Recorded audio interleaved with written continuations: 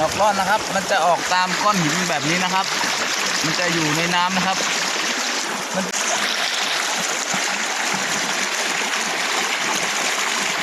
ยำดอกร่อนนะครับ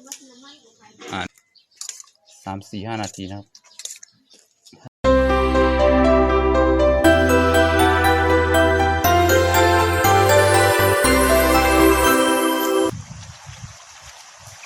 มาเลยนะครับเดี๋ยวเราไปเก็บดอกร่อนกันนะครับขึ้นไปตามสายลำธารแม่น้ำนี่นะครับ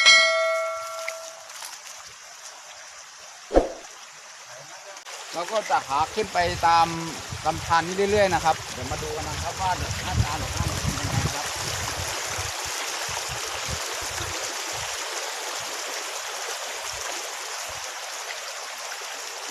ถ้าเราจะมาเอาดอกร่อนนี่นะครับเราต้องพก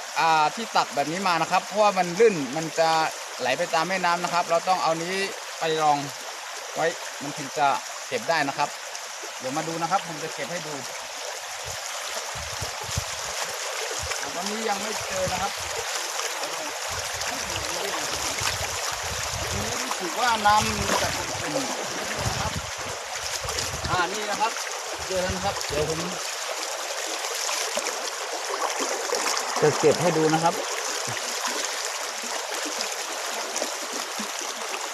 นี่ครับนี่ครับอันนี้ก็คือภาษาไทยนะครับเขาจะเรียกว่าดอกร่อนนะครับถ้าเป็นภาษาไทยใหญ่นะครับก็จะเรียกว่าอ่องร่อนนั่นเองนะครับไปล้างน้ำให้สะอาดหลายน้ำนะครับแล้วก็เอามาลวกน้ำร้อนแล้วก็เอามายำนะครับเดี๋ยวผมจะไปสาธิตวิธีการทำกินให้ดูนะครับเดี๋ยววันนี้ก็ผมมาเก็บดูก่อนเก็บถ้าเราได้เยอะก็เดี๋ยวเราไปทำดูกันนะครับ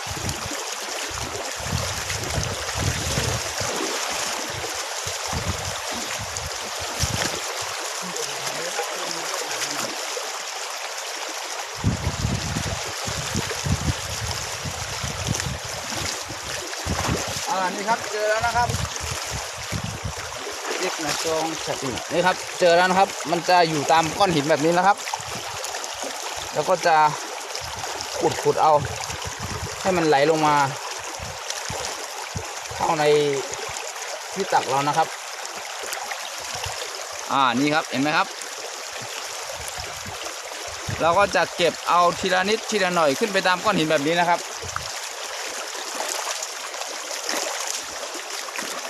นี่ครับมาดูนี่สิครับยังเขียวๆอยู่เลยนะครับนี่ครับ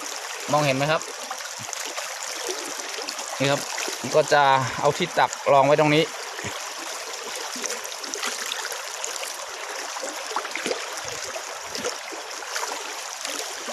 นี่ครับนี่ก็มีอีกนะครับนี่ครับเขียว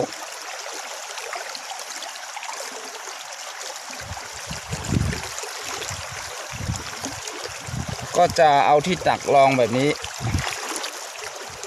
ขุดนะครับตอนเราเก็บแล้วก็จะได้ทั้งหินทั้งทรายรวมกันไปด้วยนะครับเดี๋ยวก็เราค่อยไปล้างออกเอาทีหลังนะครับ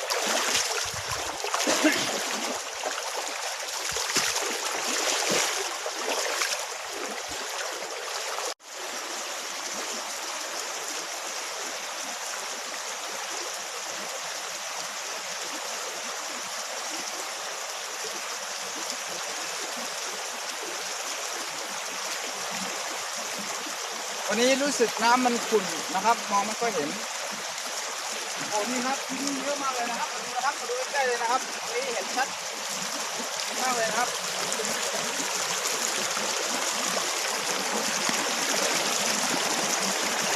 มันจะออกตามก้อนหินแบบนี้นะครับมันจะอยู่ในน้ำนะครับมันเป็นช่วงหน้าหนาวเริ่มจะเข้าหน้าร้อนนะครับอากาศเย็นๆร้อนๆไอ้ดอกก้อนนี่มันก็จะออกมานะครับนู่นครับตรงก้อนหินนู่นก้อนมีเยอะมากเลยนะครับเดี๋ยวเราขึ้นไปเก็บกัน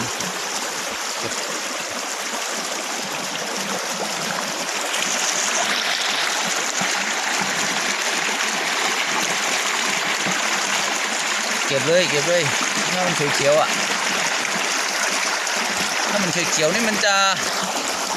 สดนะครับ สีของมันสดมันยังไม่เน่านะครับ ถ้าเกิดว่าออกสีดำๆเป็นสีน้ำตาลนะครับมันก็เริ่มจะเน่าแล้วมันกินไม่ได้นะครับ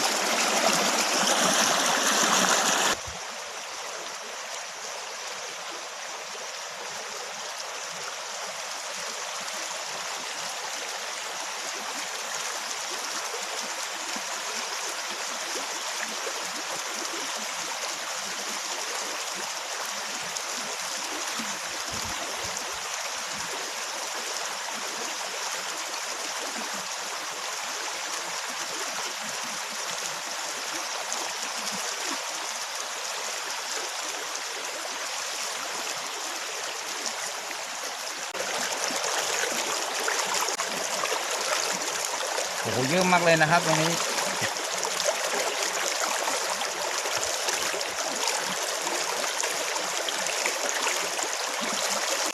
นี่ครับถ้าเกิดว่าเราเก็บเริ่มได้เยอะแล้วเราก็จะมาเอาใส่ไว้ในถุงก่อนนะครับถ้าไม่งั้นมันจะไหลนะครับมันจะออกไปในที่จับของเราเอาตะกล้องหิ้วไว้หน่อยนะครับเส้นหิ้วหน่อยมาครับมาครับเดี๋ยวผมจะตัดที่ให้ดูนี่อยู่นี่3 ดอกนี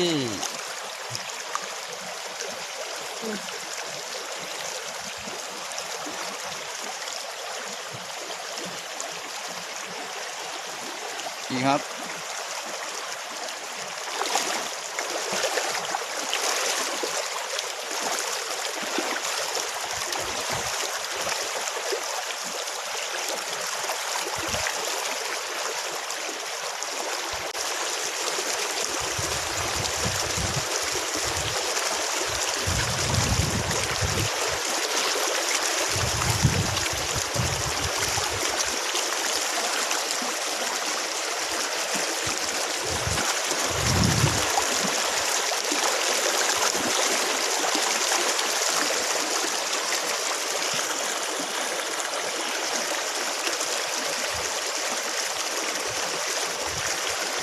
นี่ตรงนี้ก็มี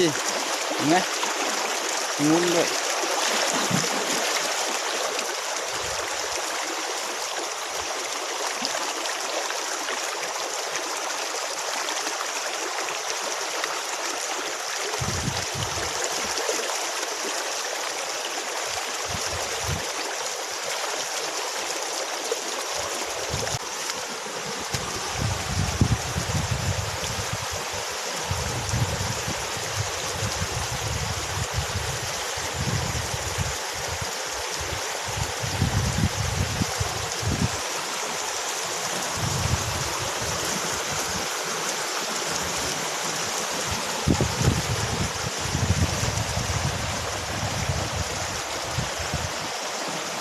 อันนี้ครับผักกุดนะครับสวยงามมากเลยนะครับนี่ครับอันนี้ก็คือยอดของผักกุดนะครับเราสามารถเก็บไปผัดน้ำมันกินได้นะครับแต่เราจะเก็บไปด้วยถ้าได้เยอะเราก็จะเอาไปกินถ้าไม่เยอะแล้วเราก็ทิ้งไปนี่ครับนี่ครับได้แล้ว2 ยอด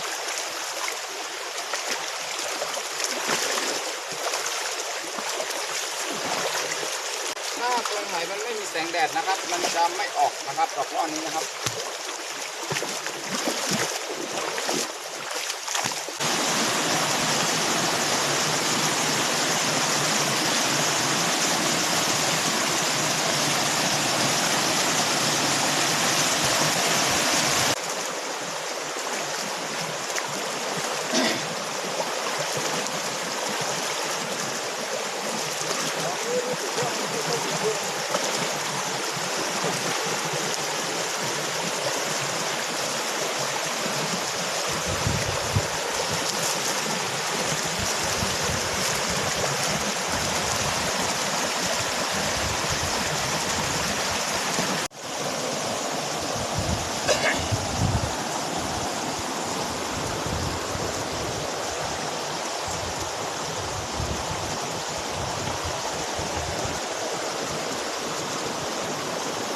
นี่ครับมีน้ำตกด้วยนะครับ นะครับ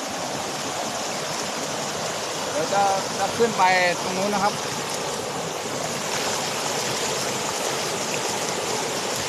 นี่ครับ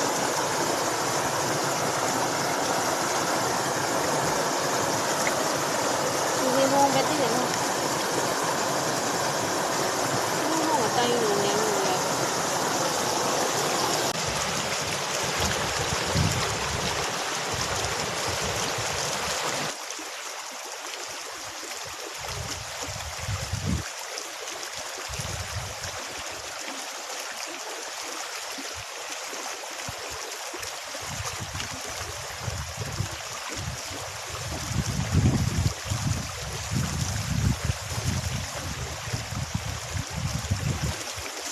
แอบจุ่มกันครับ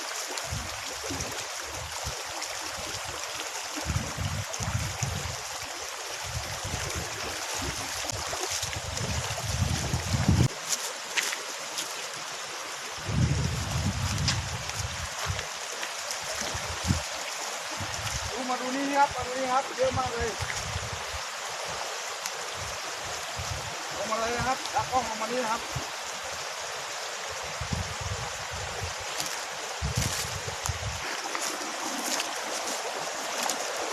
นี่ครับเห็นไหมครับโอ้โหเต็มก้อนหินเลยนะครับแต่ดอกไม่ค่อยใหญ่เท่าไหร่ฝักยิ้วตรงไหนต้องเก็บเอาแบบนี้รูดเอาวะรูดเอาแบบนี้นะครับถ้ารูดแบบนี้มันจะได้หมดเลย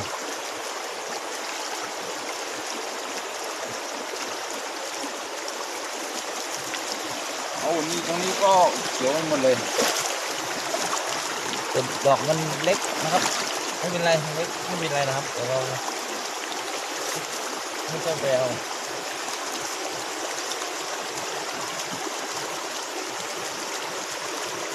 นี่ครับคนไทยใหญ่เขานะครับนิยมกินกันมากเลยนะครับแบบนี้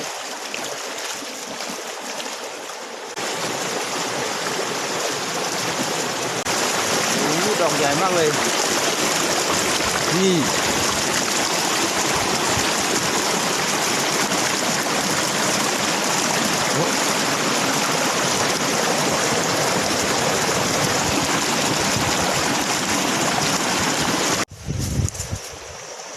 นี่ครับนี่เราก็จะเอามาเก็บใส่ถุงไว้ก่อนนะครับเดี๋ยวเราค่อยมาล้างเศษหินออก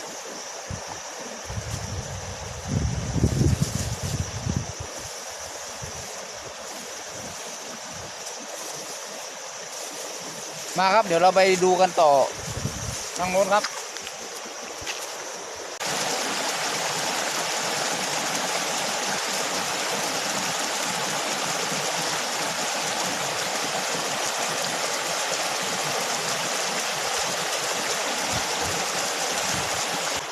ตรงนี้สวยมากเลย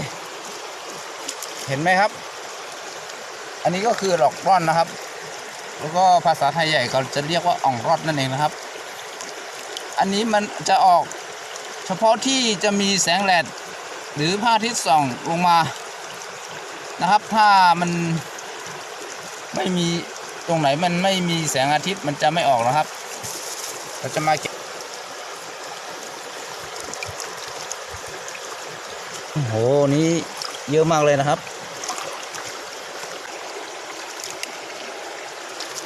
นี่ที่เดียวก็ได้เยอะแล้วนะครับ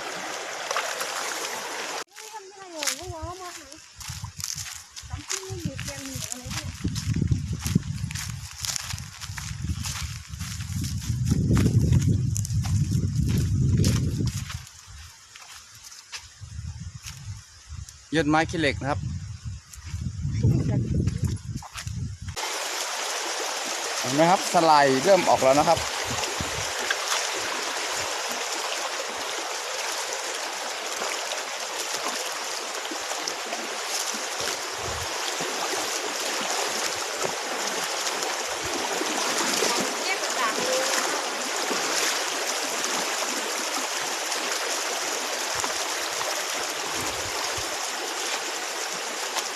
แถวนี้ดูมันไม่ค่อยมีนะครับ ว่ามันต้องกลับแล้วแหละสงสัยนะครับมันไม่มีแล้ว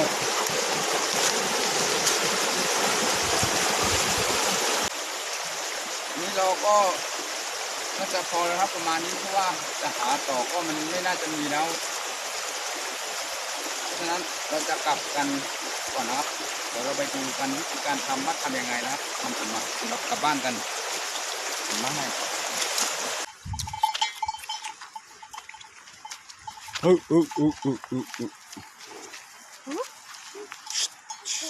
ไปไป ไม่ดูก่อนเลย มันมีลูกนะครับมันน่าจะหวงลูกของมัน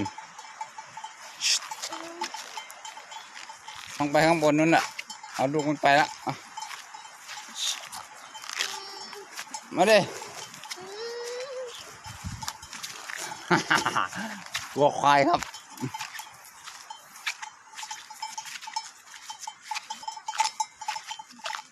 มานี่มา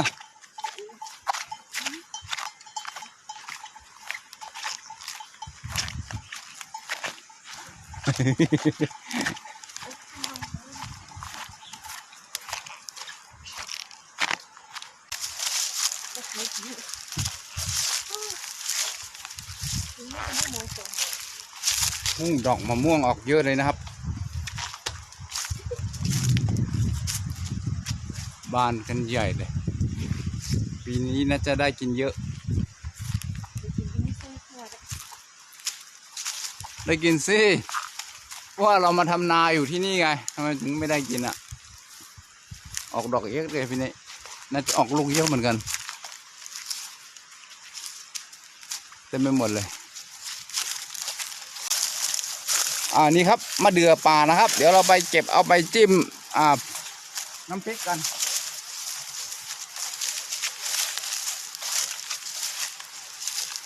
มาดูนี่มาดูใกล้ๆก่อนโหลูกเยอะมากเลยน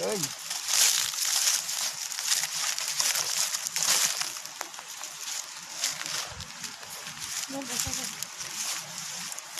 นานทีขอนี่ครับโอ้โหลูกมันเยอะมากเลยนะครับเดี๋ยวเราไปเก็บเอาข้างบนนู้นไม่ไหวอ่ะแกงกินกวานนี่หน่อยกินได้แล้ว โอ้โหยอดนี้ก็สามารถเอาไปจิ้มน้ำพริกได้เหมือนกันนะครับยอดอ่อนของมันนะครับสีแดงสวยมากใช่ยัง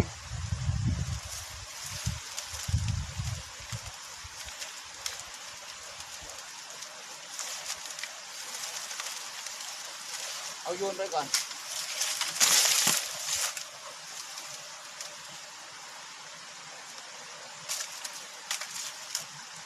มันไม่ได้จะดีนะ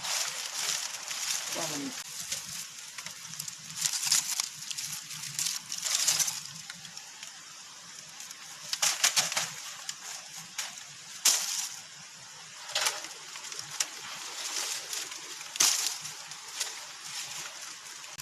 ส่วนมากถ้ามันดีมันจะเป็นสีแดงข้างในเนี่ย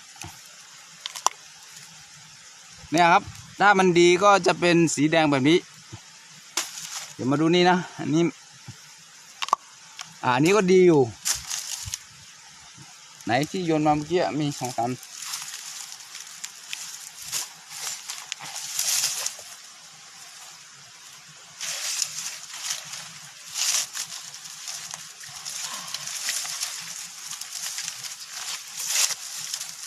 ที่ใหญ่เราจะไม่เอานะครับมันแก่แล้วเอาเฉพาะลูกที่เล็กพอแล้วครับมันนี้อันนี้ก็ทิ้งไปเรากัดแล้วไม่เอา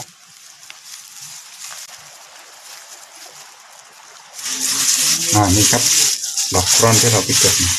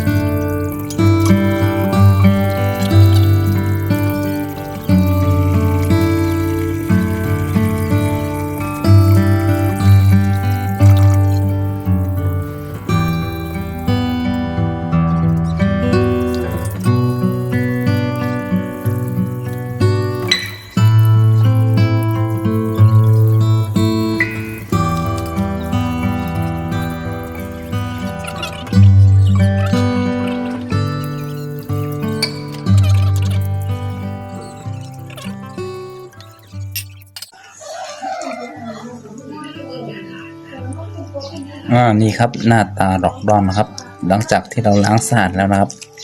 เราก็จะมาแช่น้ำไว้ก่อนนะครับ เดี๋ยวเราจะมาต้มน้ำร้อนเอามาลวกนะครับ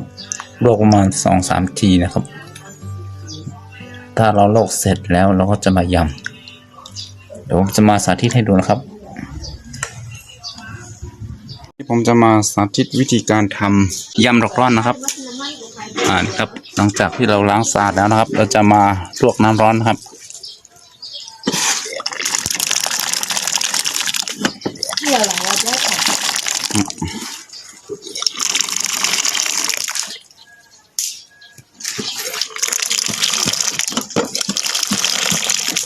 ก่อนนะก่อนนอนจานเนี่ย หลังจากที่เราลวกแล้วนะครับ เราก็จะปิดฝาไว้ประมาณ 3-4-5 นาทีนะครับให้เชื้อโรคมันตายให้แมลงมันตายนะครับมันจะมีแมลงอยู่ข้างใน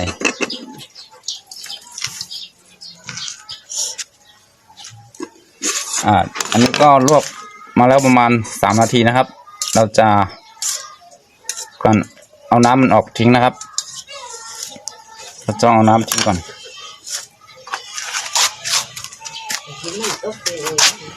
เทไว้ในนี้ครับ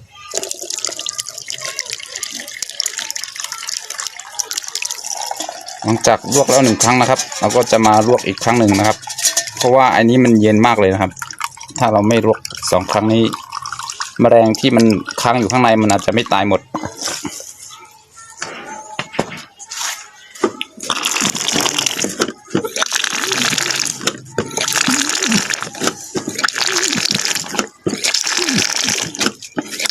ก็ไม่ได้พอสาสำลักเลย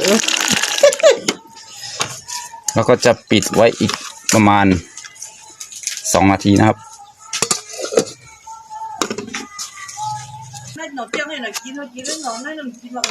นี่ก็ลวกครั้งที่2เสร็จแล้วนะครับจะเทน้ำทิ้ง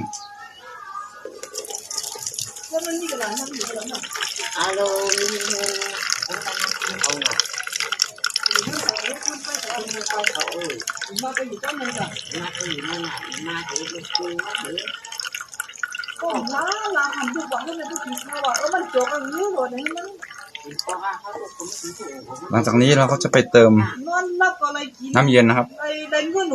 เติมน้ำเย็นเดี๋ยวเราไปเติมนะครับใส่เครื่องปรุงก่อนอันนี้ก็คือกระเทียมนะครับเทียมใส่เข้าไปนะครับกระเทียมหั่นอันนี้ก็คือต้นหอมผักชีใส่เข้าไปส้มที่ต้องการใส่ก็คือมะกอกนะครับนอกจากมะกอกแล้วมันส้มอะไรไม่เหมาะนะครับมะกอกไม่เหมาะที่สุดแล้วครับใส่ดอกร่อนยำนะครับ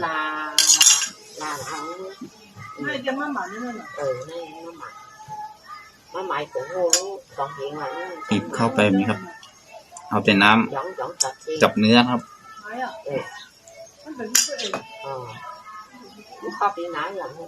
ใส่มา2 ลูก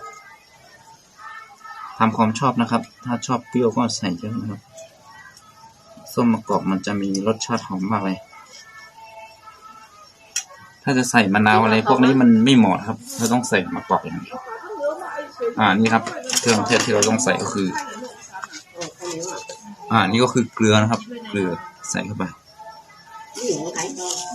นี่ผงชูรสนะครับใส่เข้าไปนะครับกับป้านาสูนเนี่ยตรงนี้นี่ก็พริกป่นใส่เข้าไปนี่ก็คือผงถั่วเน่านั่นเองนะครับที่ทำมาจากถั่วเหลืองนะครับอันนี้ก็ต้องใส่นะครับเพื่อความนัวของมันนะครับหลังจากนี้ก็เราจะไปเอาน้ำเย็นมาเทใส่แล้วคนให้เข้ากันนะครับ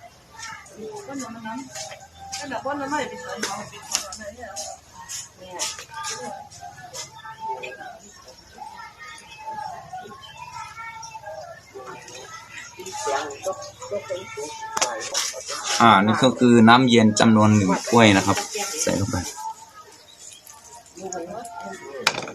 จากนี้เราก็จะมาคนแล้วก็ชิมดูรสชาติของมันนะครับแค่นี้ก็เสร็จเรียบร้อยแล้วครับ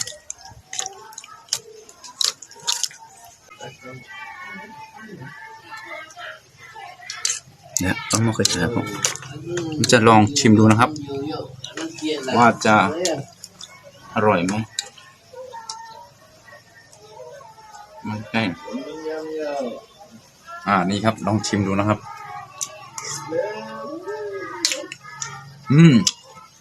สุดยอดเลยครับ อันนี้ก็ต้องจืดนิดหนึ่งเดี๋ยวต้องเติม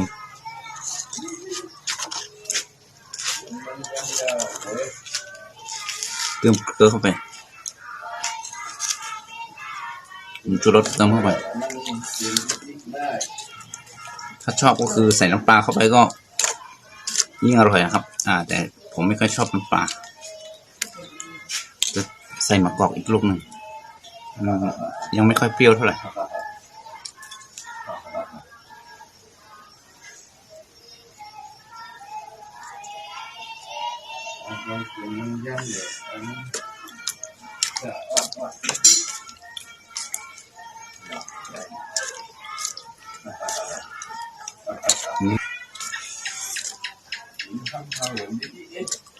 เปิดเลยเปิดลัง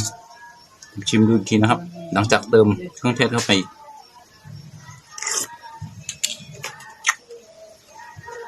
อร่อยมากเลยนะครับสุดยอดเลยลองชิมดูไหมครับตากล้อง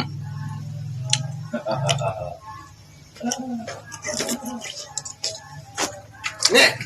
ที่ไหนเนาะ หลังจากนี้เราก็จะมาใส่จานพร้อมเสิร์ฟนะครับ อาสามเนี่ยมันเข้าไทยตรงกลางกันแล้ว เดี๋ยวลงเลย คือเนี่ยหวังจอมจิ๋วเลยว่ากินออกรอดก็ไทยแทงเลย เป็นลงเดี๋ยวลงเทียนเป็นหลงตีเพียงก้นได้ได้ อร่อยจ้ะนี่เด็ก นี่ครับ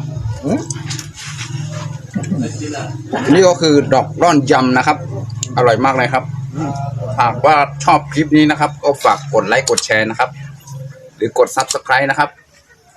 เพื่อไม่พลาดในคลิปต่อไปนะครับสำหรับคลิปนี้นะครับ ผมต้องขอปิดคลิปเพียงเท่านี้ก่อนนะครับเดี๋ยวเรามาเจอกันใหม่ในคลิปหน้านะครับสวัสดีครับ